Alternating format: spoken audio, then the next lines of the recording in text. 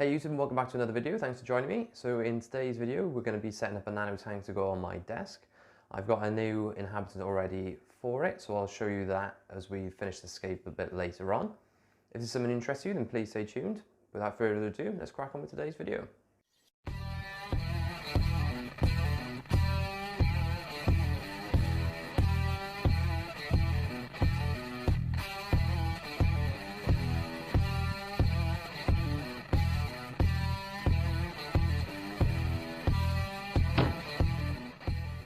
Okay, so welcome back. Like I said, we're going to do a little bit of aquascaping today, if you can't gather by my shirt. If you are interested in any of my t-shirts, so including this Aquascape t-shirt, then I'll put the links in the description down below for my store. I really appreciate you checking it out, and any feedback, or if you want to buy something yourself, any of the money that I make will go straight back into this channel. As I've been away for quite a while, as I said in my last video, I would recommend checking out my Instagram, Facebook and Twitter, which again I'll put the links down in the description, so you probably find out a little bit more a little bit sooner. So I've managed to get the room into a little bit of shape. As you can probably tell, it's already been painted and I think it looks a lot better than the red. So one of the projects I'm keen to get going now in the next couple of months, which we're going to make a start on today, is I want to set up a few nano tanks and have a nano rack. So I'll go over that in the next couple of videos. But the first nano tank we're going to do today is for my desk for a betta fish, one I picked up yesterday or the day before. So we'll go over and take a look at him now. So this is the betta fish that we're going to be putting in the new tank today. As you can see, it's just in a simple quarantine system. I wasn't planning on buying a fish yesterday when I went to the fish store, but I seen him and had to have him, so here he is. I'm thinking about calling him Bruce. So let me know what you think of his names. Obviously I like to call them old men's names. If everyone gathered that already, we've obviously got Gary downstairs, which will be coming back upstairs very soon. But I think that's enough of me waffling on for today. Let's crack on with the scape.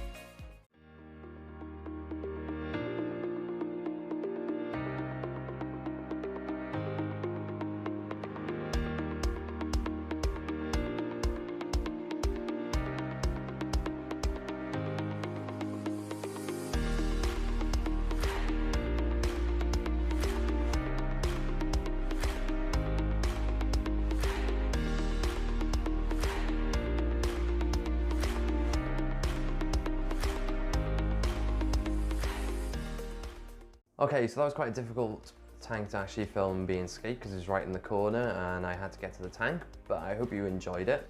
I didn't show in the video that I've added the filter and the heater, so we'll take a look at that now.